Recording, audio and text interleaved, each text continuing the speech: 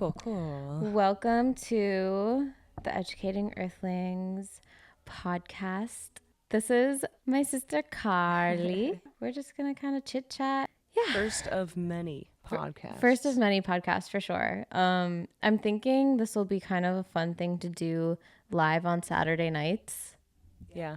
Go live on Saturday nights. And Sure. then obviously we're recording this. So we'll edit, chop it up, and put it on YouTube in like more of a fun, engaging way. Okay, I guess a little bit of background about us both. So I'm the oldest sister, and then Carly's the middle sister. We have a middle child. Yeah, middle child. Definitely like oldest child syndrome, middle child syndrome, like very classic birth order traits.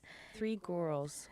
Our youngest sister, Riley, is probably going to be on an episode at some point. Me and Carly always have really great conversations. So I want Carly to be on here as like a regular co-host guest. Yeah. I'm honored. Yeah. And like we can like even just talk to each other too. Like we don't have to talk to them. How was your day? What did you do? It was great. We went to the farmer's market. Actually, we got some really good cacao that we can maybe try after this, and some kombucha. Wow, that sounds really good. Right, the cacao. Like we should just like after this tea, like fill up midway through a little intermish. Ooh. Get ready for the dream wagon. I And honestly maybe have been a the whole lot of time. dreams about school. I think it's a part of me is never going to be able to like witness my own memories about school because it's been like it's been like a journey to like go back and think about school. It's kind of traumatizing. And when you say school, like are we Just, talking grade like school in general, elementary going or through even that middle? puberty stage, and then high school, and there are just like moments where I'm like, oh yeah, that happened. Let's fold that up and never think about that again. Put it in a box far, far, far down, deep. Oh my goodness. What was like your experience like in elementary school? Because like mine, for the most part, besides Not second grade, as stressful. sucked. I But would like, say, I would say like there were stages, right? Like there were bad parts in every grade for elementary school, but thinking back on it, it was an overall decent experience. I feel like I made friends. I was able to test my own capabilities and my own like thresholds, right? So it's like as you grow up, you're either shielded from the world or you learn from your own mistakes. And I feel like our parents were really awesome in that they let us kind of go through our own shit. And that way we were able to gauge our own boundaries and like even our own pain thresholds and even like certain things where we were just allowed to go play with our friends. And we're in elementary school. And it's like, where's Carly? I don't know. She ran up the driveway an hour ago. So a part of it, and we lived in a pretty large neighborhood, so it's not like you could just go to the neighbor's house. You had to like go up the driveway, walk another 200 feet, and then up another steep driveway just to get to our friend's house. But totally doable for an 11-year-old. So I was born in 92 and then 94, and then our youngest sister was born in 96. So like things were also different for us as children compared to like what we see children doing and growing up like now. Yeah. Like we like literally were allowed to, well, kind of for the most part, like take our bikes or our rollerblades and just like go and like be gone all day. Yeah. And like Encouraged we didn't have to, cell phones. even. We didn't have like If we stayed at home and gave off any scent of boredom, mom would whiff it out and give us something to do. So we were encouraged to go outside and to do, whatever, just in nature. It doesn't matter. Just do it outside, Do you want to taste test the cacao? Yeah, he looks excited. It's like, it comes like this little pudding stuff. Ooh, pudding. I mean, it's almost like pudding, but I also, Can we do a close up in the camera with that? Yes. It is Cute. beautiful. Ooh, it looks so creamy, you guys. Okay. I'm just gonna like describe this consistency. It's almost like when you leave chocolate in the sun for too long. That's the consistency, but creamier. It tastes so There's potent. the cacao nibs. Yeah, it's like super concentrated, so it's not a lot that you need, you know? Wow. The longer you let it sit on your tongue, the sweeter it gets, I feel like. It's so good. I thoroughly enjoy dark chocolate, and this is making my day. I'm going to savor this.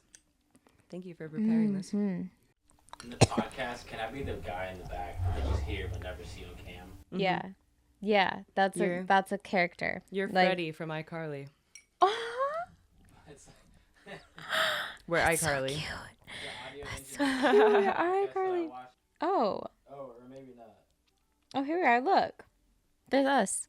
We're live on Twitch. Okay, so the art behind us is Carley's art. This was a request that I requested by her. She does custom pieces. I wanted a like what's the word? Abstract of like a woman's body that's like laying down and kind of like stretched.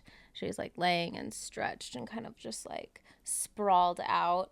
And this woman would be like a curvy woman. So yeah, and this was her interpretation. Yes, this was a creation by me. So I was able to, this is actually the first canvas that I stretched in California after moving here. So and I it has stretched- since been taken off and re-put back on by yours truly, myself. That's right, because I made mom and dad take it back, and then you decided to move out here. So then I could have just left it exactly where it was. Yeah. It's funny how the universe works like that. Can you describe like your process of like going from what I was gonna say though is when you live stream on Whatnot, Carley goes live every Mondays? Yeah, on Whatnot. It's like an auction-based app. Yeah. And I was gonna say, so we're live on Twitch right now. This is how we're recording the podcast. And going live on Twitch as like a art person or whatever. Like I'm an art person. There's an art person, artist. A live artist, that could also bring you more like viewers and just like more eyes on you. Yeah, I've heard Twitch is a great place for anybody who's creating. Yeah. You might need a separate device. I don't know if you could like have a laptop and then like your phone for Whatnot and then maybe a laptop up for Twitch or something like that. But I would recommend like dual streaming if you're able to. That's smart. Might be a good A lot of idea. people do that. Yeah. Yeah. But yeah, can you describe kind of like your process? And like it can be specific to this, but also just like in general too. Okay. So for this one, I was able to take some canvas and I made the frame with the wood. And I took the canvas and I stretched it over the wood and then I gessoed it immediately. Gesso is basically a type of paint that has powder in it. So it fills in all the cracks of the canvas, tightens it up. After that dries, I gessoed it again and then gessoed it again. And then I painted over it with this really dark color. And I started with acrylic because I used acrylic gesso. It's very specific that way. Other than that, I feel like I just kind of went with it. There was a middle line that I just kind of drew all the way down the center. And then I let my paintbrush kind of go wild. And I edited the lines after that. After I filled it in with the background color, I then start working on the foreground. And then I do highlights and lowlights. It's an easy process, but you have to have a lot of patience. You really don't need a lot of skill to create art. You just have to do it. Was that a Bob Ross moment? Yeah, a little bit, but like a good Bob Ross moment. I like just like hearing about people's processes because I also love to create like with my hands. It just feels good. I think we were brought up in just the other day, Lexi designed an entire like squiggly mural on one of her friends' walls. We were painting that. It kind of reminded me a little bit of this. I was gonna say, I think like in our household, kind of growing up as kids, our mom was super. Well, she's a creative too. She's a very creative person. Like always likes to do stuff with her hands. But she was very like inspirational on like, hey, like here's the supplies. Like, what can you make with this? Like, and we made just like a bunch of like random cool shit, like some Yeah, cool stuff. absolutely. Yeah. I remember just bringing in stuff from the woods and being Yeah. like, I'm gonna make something with these leaves and this feather and this golf ball that Grandpa shot in here a couple years ago.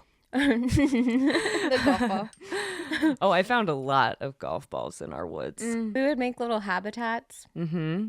for like the frogs and stuff we found. In the winter, we would make our little igloos.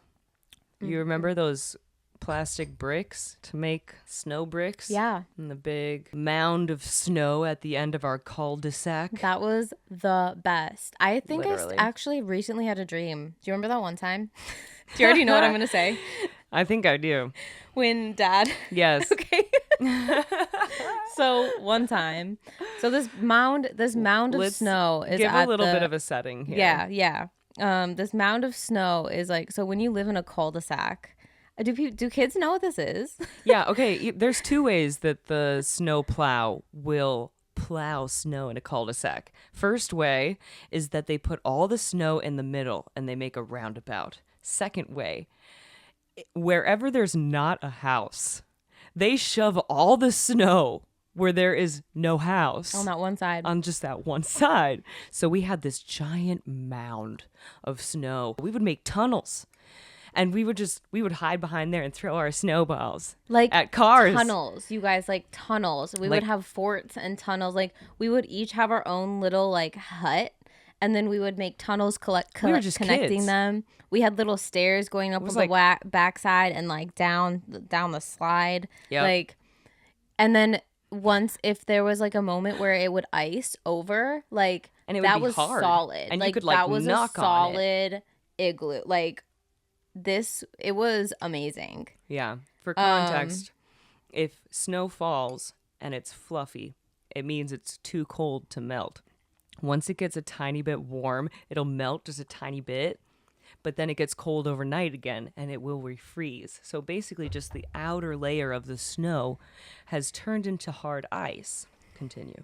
And that's how it would happen. And that's how that would happen. I was gonna mention this at the beginning. I do human design readings for people, and I'm just kind of like obsessed with learning about the energy behind our auras and like all of this stuff. And Carly and I are both projectors. I'm an emotional projector, and she's a splenic projector. So we're very, very different beings, but we both have open sacrals. So our energy is like slightly similar, and like our energy levels are slightly similar in a way where it's really helpful for us to have that time by ourselves in order to feel like normal, but also time with other people in order to actually feel like slightly ignited by life in general. Like if we're isolated too much, then we're like, what's the point type of energy. Yeah. But yeah, we definitely had a lot of moments like clashing growing up with probably most of my like emotional wave, just like being fully like It's how like siblings dominating over. Yeah, and it is how I siblings had main are. character energy that would We all basically had main drown character everyone. energy, but like in different ways. You're like right. Riley had her main character energy of like Riley's world. Like she was always kind of like in a different world compared to like the rest of our family. And like I feel like you were such of a I'm trying to think of the right word, because it's like you're able to like see the bigger picture that no one else saw. And sometimes taking things at face value and taking in all the statistics, it's not even the whole picture. I have to take in lots more for life to be applicable. It's more like I just have to step back and not be in my brain so much. Yeah, that's everybody too, honestly. Right. But your energy is very instinctual as well. You feel it in the moment, and if you're not able to communicate or say the thing that's like screaming at you, Yeah. then that can make you feel off. That can make you feel like Physically, yeah, for real. Actually, like it can actually give you think about your spleen. Where is your spleen? Right. It can give you like stomach problems. I was literally going to say tummy ache survivor. It's more like if I feel upset or uncomfortable emotionally, I'm going to feel that in my gut. And so if I don't say something or immediately remove myself from that situation, I don't feel good physically. Yeah. But anyways, that one time when we made the snow forts in the cul-de-sac, so we also had what are they called? Snowmobiles. Yeah. Snowmobiles. It's like a motorcycle, but for the snow. Yes. And so instead of wheels, it's got this flat track.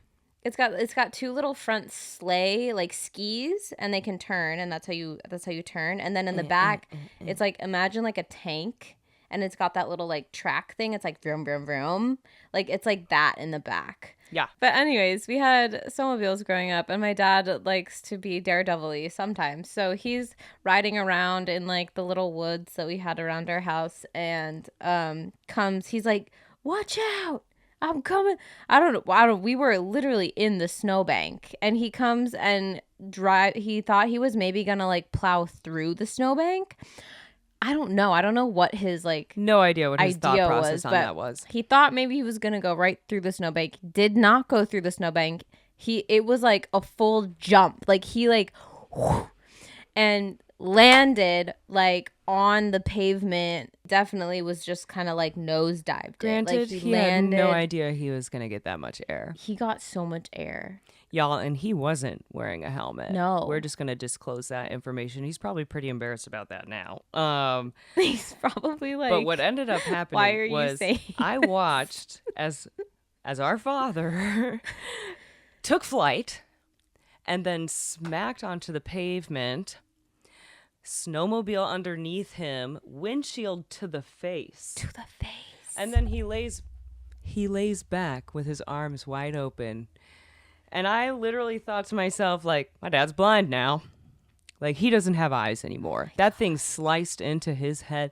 And I just went up to him and I was like, oh, he's fine. Like, all of the thoughts that went through my head at the time. He literally had a black eye for like a week and he was good. It was like after a couple that. weeks. Like, he was. Yeah, you're right. It was a couple weeks. That thing was a plum. A while, yeah. Yeah. But he was.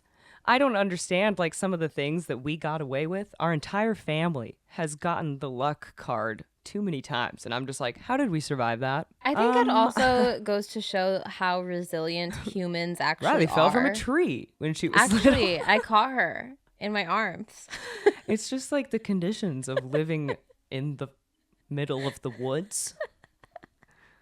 But I wouldn't trade it for anything. That was the best childhood ever. Yeah, it was pretty fun. I definitely have lots of daydreams and regular dreams and night dreams. You know how people talk about memory banks? Yeah. Where they keep important information? Yeah. That's what mine is. I keep things in the crevices of the closets and the bins and the under the staircase closets. So cool. Mm-hmm. Oh, that's cool. Like next to our sauna. Mine doesn't look like that. Which we had in the basement that Mom and Dad used as a wine cellar for most of the time we had it. Oh my gosh. Next to the sauna, there was a closet that had random stuff in it. Why was the ceiling shaped like that? That's because the staircase was right above it that went to the garage. I literally know every single corner of that house, every nook and cranny. I know where to hide. I know where to go. Even the trails in the woods. Yes. I could close my eyes and just walk on them. The outside, the trails. I remember like in my head driving, like we had a bunch of fun little toys other than the snowmobiles. We had some ATVs and we had this go-kart. The go-kart was really fun. Oh yeah, I never got to ride the go-kart. I wasn't old enough. Yeah, because I was pretty small at the time. I think I was on the back of Dad's snowmobile when you guys were on it. Oh, maybe. Snowmobile. Okay, so, but I don't know if we did the go-kart. Or maybe it was an ATV. I was little. It could have been the ATV. Because we had them at the same time. The go-kart was fun. And it like tore up. Like it went fast. And it went fast around the corners. And I remember like saying to myself, I'm literally like 7 or 8 years old. and I'm saying to myself, I'm like, I know in my head, I'm like saying to myself, I know these trails like the back of my palm, like the beating of my heart. Like I just like that was like going through my head. Wow. I don't know where we heard it from, but I was like I was in it. Wow. Like just as a kid, just like enveloped by everything around you and completely present in the moment. Mm-hmm. Yeah. Like it was like a movie. Like going through life like it was nothing else besides what the moment was. Yeah. We were like really able to be kids. Yeah. It was awesome. Like most of the time. Most of the time. I mean, yeah. Most of the time. Most of the time. Okay, back to the memory bank though. Like, have you ever visited your memory bank like in a meditation or in like a dream or in an experience where like your third eye or like whatever your mind's eye was able to see and like go through? And I dream about it all the time. Our childhood home, I dream about it all the time. Wow. I literally, sometimes I wake up and I'm like, 20 years have gone by. Oh, wow. It's so real because I know what everything looked like the memory in my mind. Nothing is foggy about it. And so like also like when you say that you have memories tucked away in the corners of like everything, what does that look like?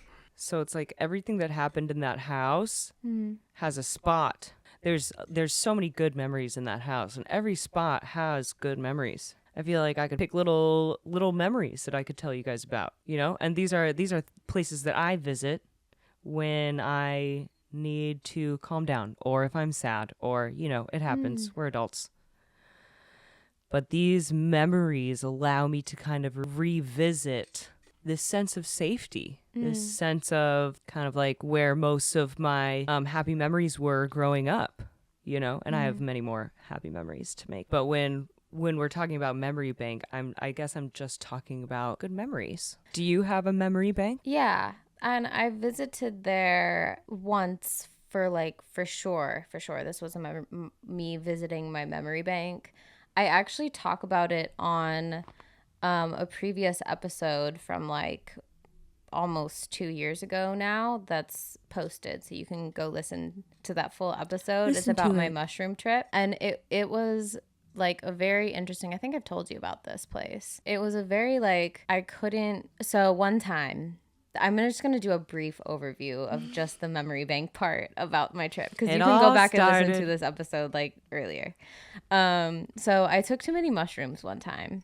And I was in this state of mind where I kind of was like about to get my period.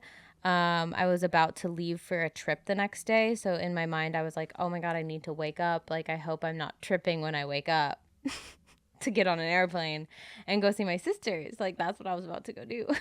And so, yeah, I just kind of was like in a slight anxiety mode, slight emotional heightened state, and I took too many mushrooms. So, as one does when they're not feeling very great, they have a bad trip. And I do like quotes because having a bad trip is like more of a teacher, like such a big teacher. Hopefully, you can learn a lot from it. I know I did. Then it is actually like a bad like experience, if that makes sense. So I was going on this adventure through the ethers of the universe and also my brain at the same time, which is very interesting because then you realize that it's the same thing. It's the same place. It's the same energy. And I found this place. I kind of was brought there, I think, more so than I found it. And it was definitely just like a bunch of memories. So visualize this. If you've seen the movie Get Out, and she does the little like teacup hypnosis thing, and then the main character guy falls back into this hypnosis and he's viewing his vision out of a TV. It's like an old school looking TV. So visualize that and you're floating kind of in like the void of wherever it is. And there's this one TV. That's what it looks like in Get Out. But for in my memory bank, it was like so many TVs, like so many all over the place. And I could almost like it wasn't lucid enough to where I could actually like control where I was going and like pick where I was gonna go observe. But I could tell that if I wanted to, maybe I could. But in this moment, I couldn't. And I just was experiencing it and I was along for the ride. But that's where my memories are. It's like I realized, like, while I was sitting in that space, like, what the heck, where am I? Like, what is this? It's kind of freaky. Like, everything on the TV screens were memories. You were in your own brain. Yes. And this is a place that people can go and visit. Like multiple people, a lot of people have experienced this place in their brain, in their mind, through meditation, through psychedelics, right. Things like that. So yeah, I've definitely like went there, and everyone's looks different. So I'm curious if you ever get to experience this place in your brain, if it would be like walking through our childhood home. And you would be able to tap into certain memories from your life. Right. Like, even if they're not from the time we lived there or from a time when you weren't physically in the house. Like, they're just still... like things I want to remember. Yeah. Okay. That's interesting to think about. Yeah, maybe I'm using the term memory bank incorrectly. No, it's whatever you want it to be. Like, it can be more of your conscious memory bank, because we have those too. Yeah. But this was like very deep subconscious. Interesting. So like maybe things that you've forgotten about. Yeah. There was also this place. There was a section of TVs that was kind of like over back here. Like, I didn't really want to go there, so I was like, nope. But they were all the TVs were like scratchy and like, I don't know, messed up, broken, on a weird loop. Like, it was kind of like green and spooky looking. Like, it just wasn't like right. It wasn't how the rest of the memories were. And I think my theory is, and this is also a place that people have noted in there when they visit this memory bank type of place. They're your like repressed memories that you like don't want to remember. Yeah, there's somebody that I am gonna have on here who does she guides people through psychedelic experiences on mushrooms. Cool. So like, she takes a dose, you take a dose, and then she's your guide. You're there with her, and you can go. I don't know. I told her about my experience. And I told her that, like, for a long time, that really scared me. And I was, like, kind of really shaken up by the whole bad trip kind of thing. But as I pieced, my brain back together, because that's, like, what it felt like. My brain was just, like, I was like, oh.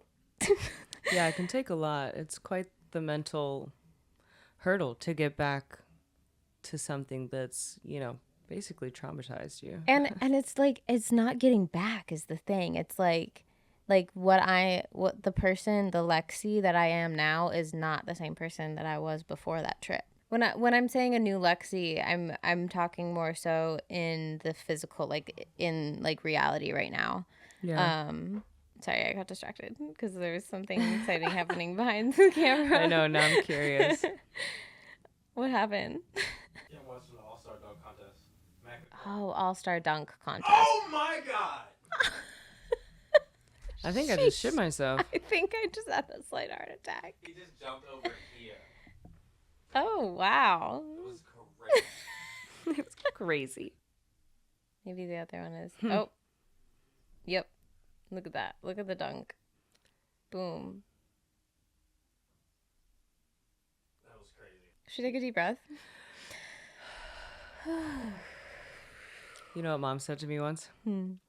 Smell the roses. Blow out the candles. I think that's from something. Cause did she teach us that? No, I don't know. She said it to me quite recently, actually. Okay. Okay, that's cute. Smell the rose above the I candles. use it all the time. I teach swimming to people, and when they're little enough, sometimes they get a lot of anxiety about some of the things that I teach them. Swimming is hard. I'm not going to pretend that it's easy, but when I'm in the water with them and I'm teaching them something new, and you can tell that they have some anxiety about it, we just do some deep breaths, and that seems to really help. Smell the roses, blow out the candles. Yeah, and then I go, how many candles did you blow out? And they're like, 11. Trying to count as high as I can really quick. Yeah, kids are smart though. Yeah. I can't wait to start, like, well, I guess we'll see kind of what I delve into after I quit my job. I quit my job. I have 2 weeks left at my current position. This job was like soul sucking. Yes, congratulations are in order for Thank sure. you. Thank you. This is kind of like a good moment, I think, because it's not easy to be self-employed. It technically just means now you're working all the time. Right. All the time. Correct. So it's probably not going to be easier, but now you're doing it for you instead of for someone else. And that's already going to feel so much, like, I already You deserve that. feel so much better Yeah. in my soul. Because you've been putting in work even when you've had this job. You've been putting in work to yourself and your human design readings and everything. So it's just coming together. You can put all your time into it, and it's going to be so awesome. I can't wait.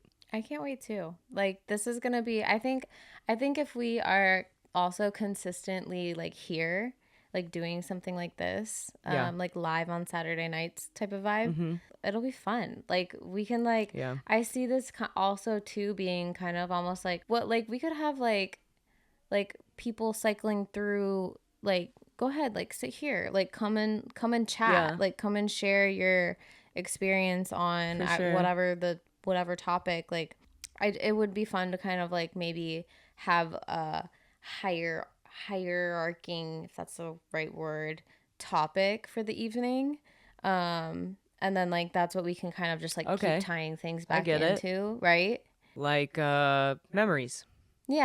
Yeah, like it seems like, yeah, you're right. Like, it seems like this one has Memories and mostly been around dreams, maybe. memories and dreams. Yeah. And like maybe we find out the hierarching theme of the night later during the editing process too, or like when we play it back and like repost and all of that stuff. Because even like I'm thinking about this generally too. Memories aren't always reliable. True, they can definitely be skewed by perspective and everything else. Yep. A lot of things. Good one. They're just one portion, one viewpoint of like whatever happened. Yeah. I saw this visual of perspective, and it's kind of like 3-dimensional. So it's the spiral moving through space like this. And it gets bigger, and then it gets smaller again. And then from one perspective, it just looks like a spiral. And then from one 2-dimensional visual, it looks like this, like that. And then like from a another, zigzag. yeah, from another 2-dimensional thing, it's a zigzag the other way. If we think about even like taking that one step further into the next dimension, which would be space and time, like how we view something is so like flat. It's so skewed. It's not the full picture. Right. Ever. And as humans, it's almost like we can't ever fully see the big picture because how we experience space and time. We can't manipulate space and time the Right. way that, I don't know if these beings exist, which the CIA apparently has released documents saying that these different dimensions exist, and there's probably beings in these other dimensions. So like if there's another dimension that is not bound by space and time, and they can fully zoom out and see the big picture of the whole like thing, the whole timeline of the whole experience, then that's so cool. That's the end goal.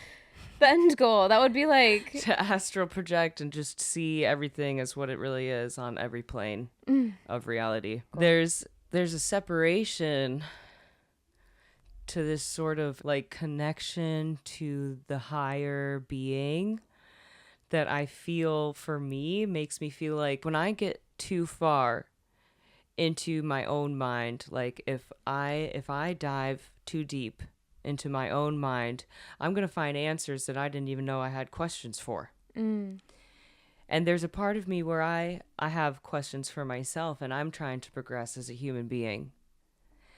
But I feel like someone like Lexi kind of takes her, she takes this view of the world, and I feel like it's more open, and she's more connected to everything, but that makes her more vulnerable almost. So just being more connected to this larger idea of existence, and just like the purpose of being alive is just being, then I feel like the human side of what I'm experiencing isn't as significant. But there are things that are happening in my life that I want to make important. And to me, finding out my own truth, like what Lexi was talking about with realities, my truth is still the truth for me. So yeah, it's hard to know what reality really is because everyone's got a different perspective of it. But knowing what my truth is and making sure that I'm taking in all information still and adjusting my reality when I get new truths, this is a way for me to stay grounded and to stay connected on a community level. I find us very different in that way, where I'm trying to open up with myself, and you've kind of already done that. And now you're kind of opening up to this deeper level of, how do I say, cosmic knowledge, basically, because a lot of the points you've been making kind of go to this deeper level of a higher being and how we're all connected and how it's all the same. I remember you saying that. It's basically all the same.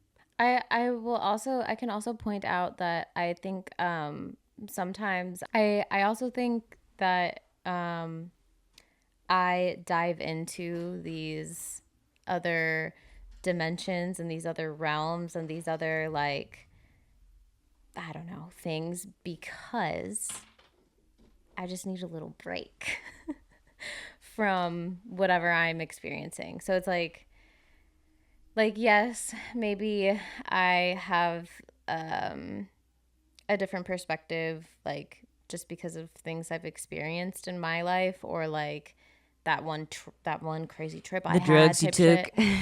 Yeah, some drugs. That's Some it. drugs. Like some of those mushrooms are just a little like, ooh. I prefer LSD, actually. Have you? Yep. I really enjoy that one, actually. So the like visuals acid. for me are, yes. Okay.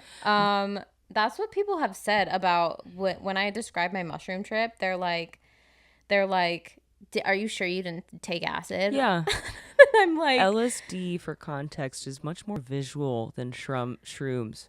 I mean, I'm shrooms is like an already such a internal, visual person. it's a feeling. You can have hallucinations on shrooms. Okay. You know, it's happened, but it's more about your other senses, like feeling with your skin, with your nerves, and feeling with your insides, with your heart.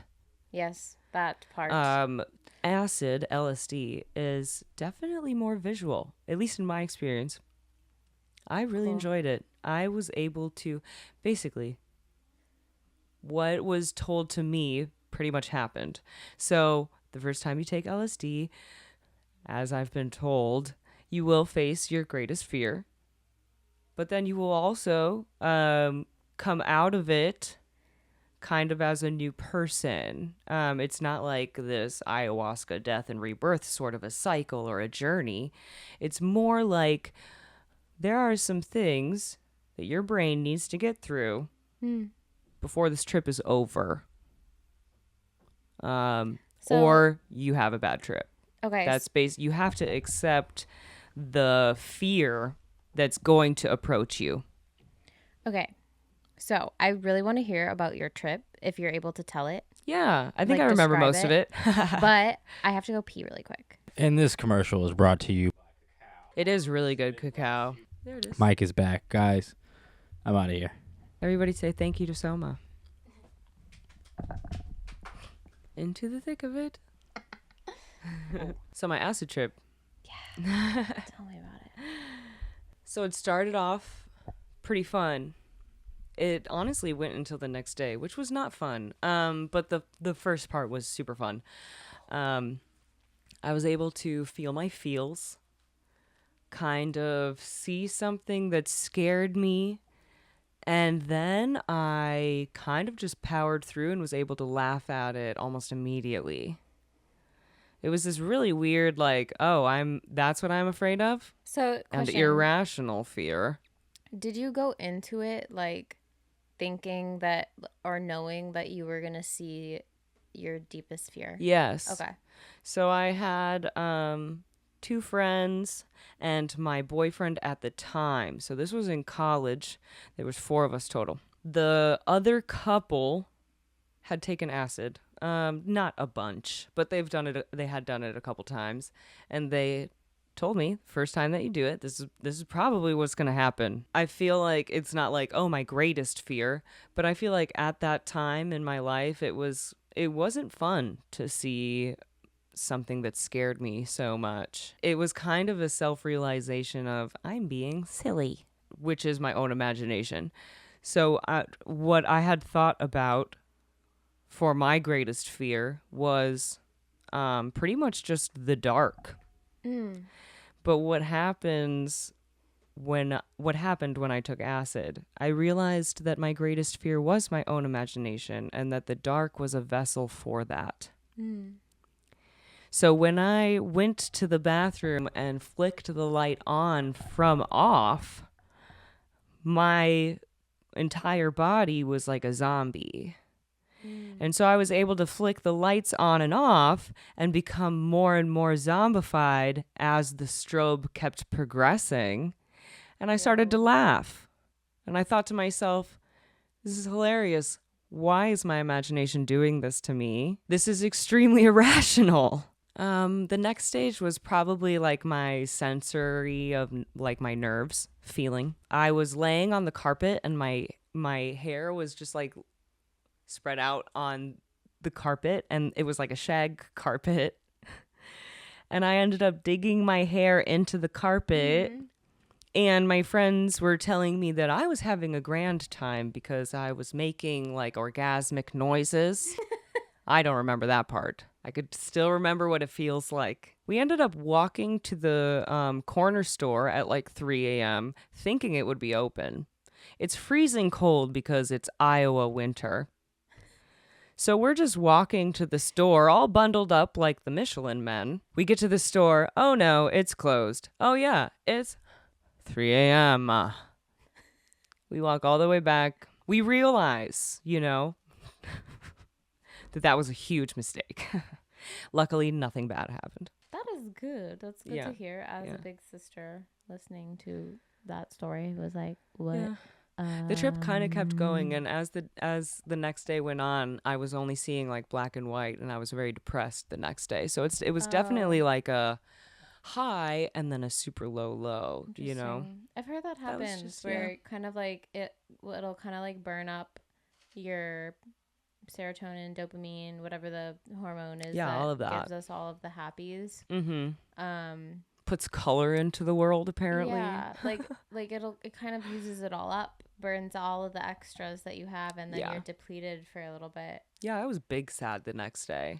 I tried to go to work. I had to call out. Oh no. I was literally like, I'm just too sad to be here. Yeah, we're frozen on the stream. Sounds like our mics are still on, though. Yeah. We're way down. Switch to the computer. What's up?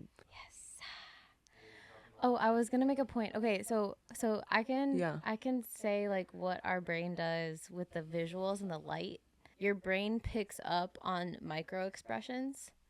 So like any bit of any type of any tiny little anything that you see is gonna be like extreme and exaggerated. And if you're already like thinking of something scary, like like you said, you went into it knowing or thinking that you were going to have like an experience where you're like, oh, I'm going to face my scariest scaries. That's just what your brain is going to fill it in as. I remember, and I've never taken acid or LSD or anything like that, but I have done shrooms multiple times before. And there'll be certain times where I'm just like, sorry, I can't look at your face right now. Yeah. Because, oh yeah, that was a big part of that. like, I just so the faces will just get so wonky. Yeah. Like, so wonky. And sometimes, like, if the Wonky. person already has like expressions on their face that, or like even just like some expression lines on their face that make it like, you can tell if somebody's used their smile muscles a lot. You can tell if somebody's used their like frowny muscles a lot, or their angry muscles a lot. You can tell. You can see it, the lines on their face. There'll be some people where I'm just like, I'm sorry, I can't look at your face right now. But there'll also be some people that are just like kind of look goofy looking because it's just wonky. They're just like kind of like glowy a little bit. Yeah. Like, certain people definitely glow when you're tripping, and certain people definitely are like scary when you're tripping. Have you guys ever looked at someone's mouth but upside down and imagined that it was right side up? I'm thinking of those videos that people do where they like are upside down and they draw little things on their chin and they're Yep. talking. That's it. Okay, so I'm seeing the chat now, and Okay. I'm guessing this is Dad. He said, this was like almost an hour ago now. He said, on the snow in the circle, more frozen than I expected, face crushing pain. Thanks for that insight, Gigs John. Took so long to get there. Yeah, we did. We took a long time to get through that story. Snowmobile. We got distracted. Well, this was fun. I don't know. Do we want to wrap it up with anything? I feel like this was kind of like a good get to know you. I was hoping it would be a little more inspiring, but I just talked about memories and trips and We stuff. talked about drugs and memories. This is how we act on drugs. So what are you doing on Monday? So every Monday I go live on Whatnot at 6 p.m. Pacific Standard Time, and I basically just show my art. A lot of times I'll be working on art. I sell my art, buy my art before I'm dead. My next live event is on Tuesday the 18th. And it's a virtual human design workshop. So you can come learn a little bit about human design, and ask questions about your chart. Yeah, this was fun. Super fun. Super fun. I think we might try to do this on Saturday nights. Like, go live on Saturday nights. Yeah. That sound good? Saturday nights at 6. Studio is up. It's ready. It's functioning. Super cute. You did great. Yeah, thank you. I had a lot of help from my tech guy over there. But yeah, thanks for everyone that came. Amazing. And thank you for everyone that has watched through this video, listened through the whole podcast. Cause yeah. Bye guys. How do we turn it off? Babe, how do we turn it off? Later. Me picking my nose halfway